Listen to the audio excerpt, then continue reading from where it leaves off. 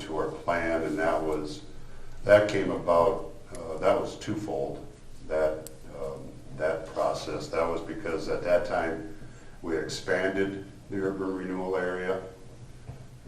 So with that expansion of it, we added some new projects to it, and then we also updated potential costs of projects in the area. So our urban renewal plan is a roadmap, a list of projects we're going to do within the urban renewal area that we're going to use TIF money for or use it on. During that process last year, we found out amendments could be done every year. As projects change, or get added, or dollar amounts change, especially when projects costs increase, you need to do an amendment. So that's what this one is. This year is basically a yearly amendment, a yearly update to that plan. Ideally, it would be done sooner than May, but I don't know if that's really significant. This one in particular, you can read them for yourselves. I think it explains in there the reason it'll show up underneath each project.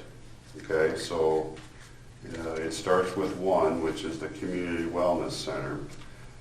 And if you read through them, once you get down into the description of use of TIF, in parentheses it'll explain basically why it's in there. And it will, in most of these cases, in these projects, it's because dollar amounts increased.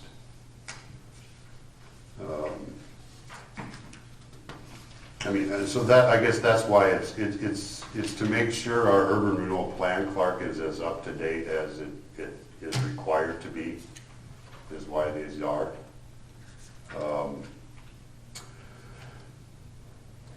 So I don't know if that answers. Jason, that's a good explanation.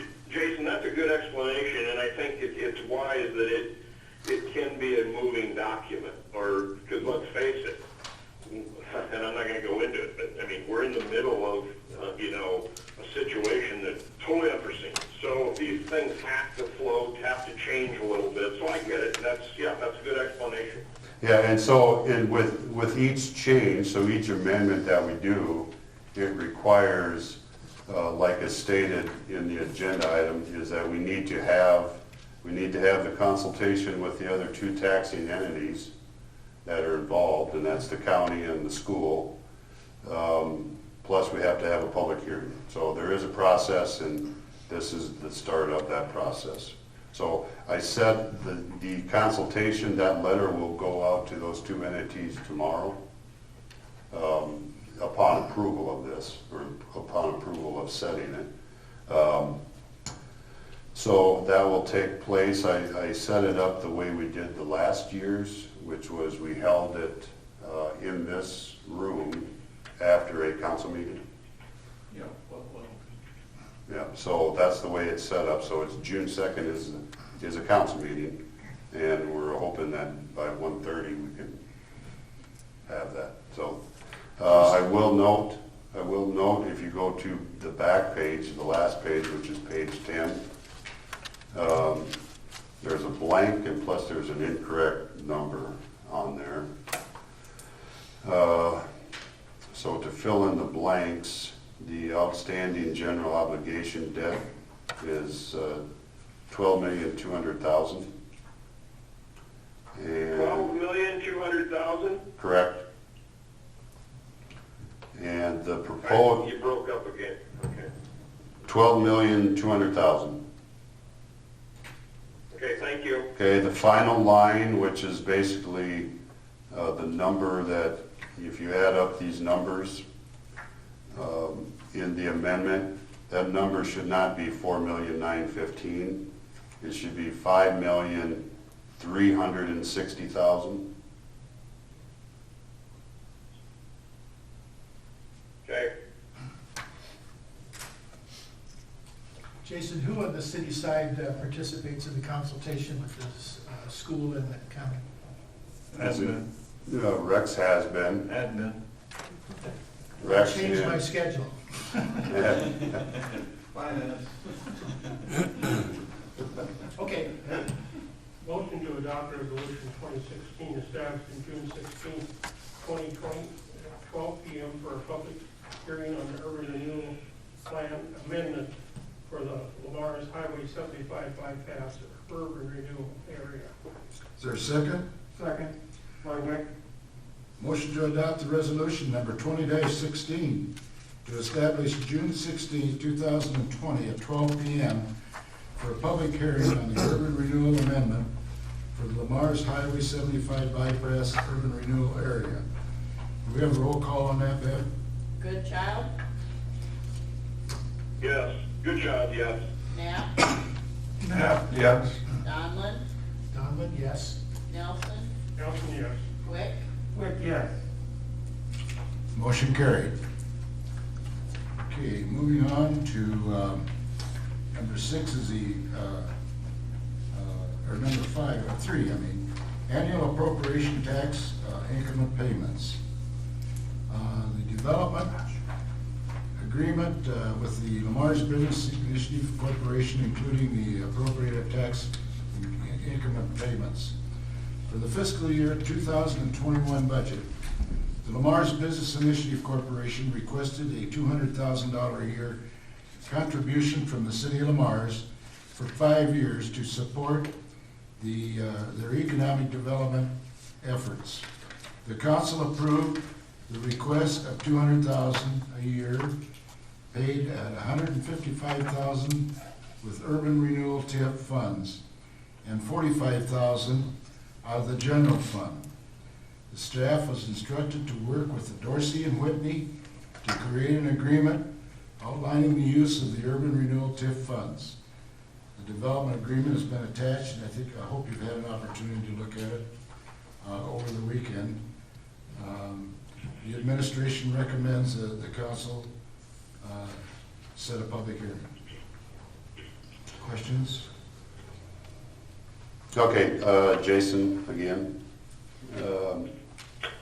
This is just an offshoot of letter H of the previous agenda item.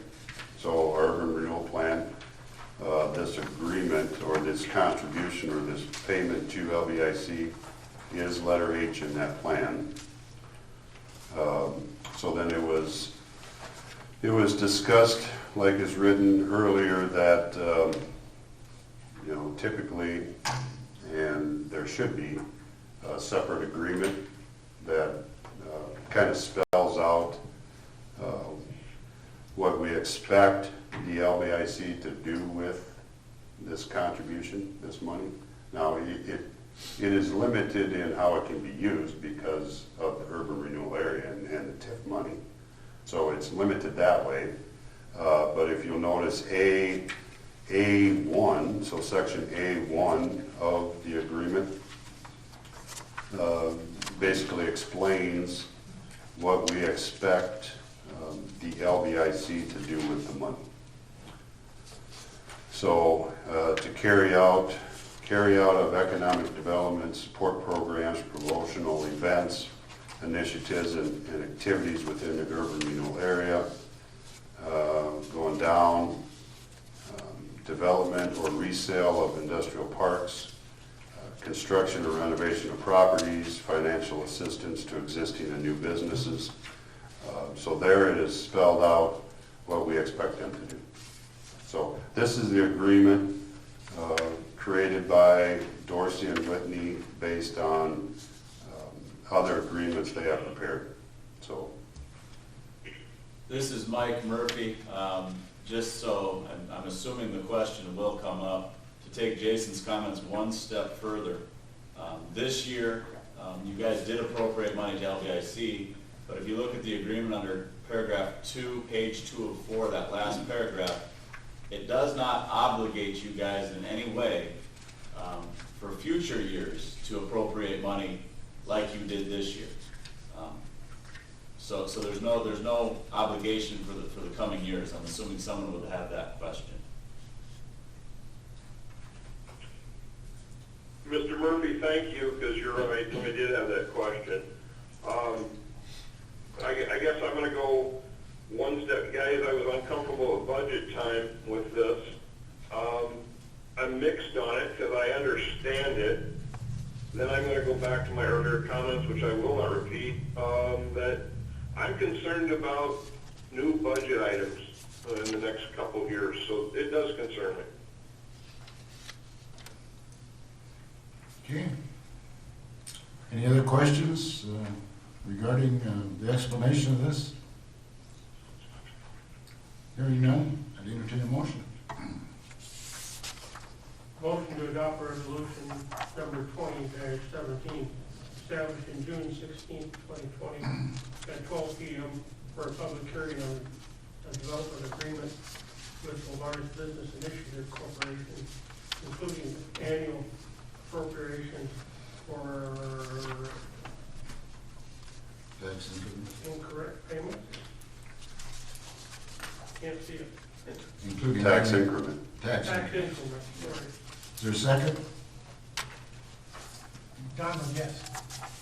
Motion made and second to adopt resolution number 20-17 to establish a June 16, 2020 at 12 p.m.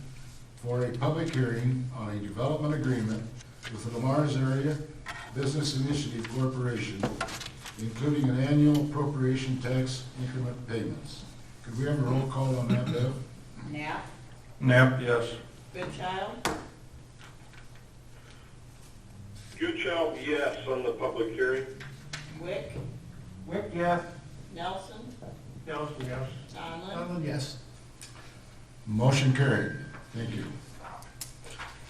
Okay, moving on to discussion. Mike Donald, do you have anything today on discussion? No, sir, not today. Steve, Wick? I see the chief of police. How are our citizens behaving in this last 9 weeks? So we talked at public safety at one time. Calls been up, down, same?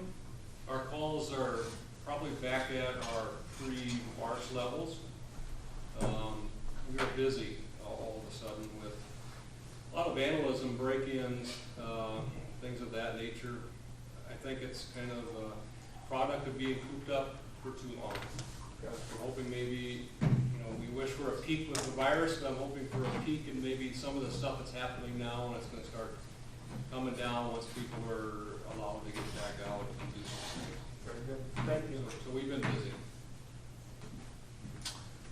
Anything else, Steve? No, thank you. Ken? I'll pass, thank you. Rex? Yeah, Rex has a question. We've increased garbage rates and our landfill rates. I think is it June 1st or is it July 1st? July 1st. So if I take something in the middle of June, but don't get a bill till July, is it based upon the date I take it? So it is based upon the day I take it? Okay. Can I answer your question, Rex? Yeah, because when we had the water rates and sewer rates, they were on the date the bills were cut, and that's different than garbage rates, right?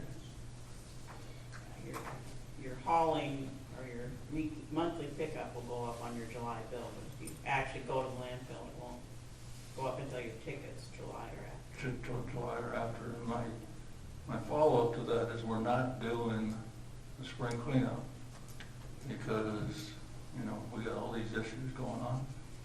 Has there been any thought to saying that people get 500 pounds waived or something for the month of June or something like that? Just to offset some of that, so they can still haul it there if they wanted to? Just asking, I'm just asking. Well, Still haul. we may still have a fall cleanup. Right. So you're just asking them to hold on they can do in the fall, and it's 1,000 pounds, right, when we do it. Yeah, I That is mean, the freebie anyway, right? so the reason a spring, since it is a question that comes up, the reason the spring one was not scheduled, there's a little bit of misunderstanding there. It was never canceled. Something that was never scheduled can't be canceled. Yeah. So we never scheduled it, so therefore we never canceled it. We're just not having it. And the reason we weren't having it was because of, because of what's going on. And the landfill itself had restrictions in place. Okay. So we weren't going to all of a sudden inundate the landfill and those employees with a cleanup day when it was only going to make it even harder on those individuals. So the conversations we had back and forth was, okay, to try to avoid the huge headache and the mess it could create, let's not even have them. Because if you remember, the landfill up until just recently was not accepting items that you had to pay for. Right. So they closed down certain aspects of the landfill, which would have heavily affected a cleanup day. So that's the reason a spring cleanup was never scheduled. So the landfill is back open, I thought I heard, to accepting items that you have to pay for. Right. So people can now haul them out there. It's just you're not going to get that break that you did of the 1,000 pounds you would have with a cleanup, unless we have a fall cleanup. Then those stipulations will be in place then. Okay. Thank you. Thank you, Answer your Jason. questions? Yeah, good question. Anybody else have any questions in regard to that? Well, the only other thing I had was just like, I think Clark's gonna bring it up, but I'm hearing, Todd Lancaster on the radio saying the Y is way down in revenue and so forth. Are we gonna have to subsidize it more or not? And if we got a piece of paper that says we're gonna do this? I think we're gonna get to that, I think, in just a minute. Okay, I'm just jumping the gun, like always. No, that's all right. That's Okay, okay. I'll leave it at that. Okay, thank you. Didn't hurt to call it to our attention. Okay, anything else in regard to that? I would just make a comment, please, let's be sure we schedule that fall one.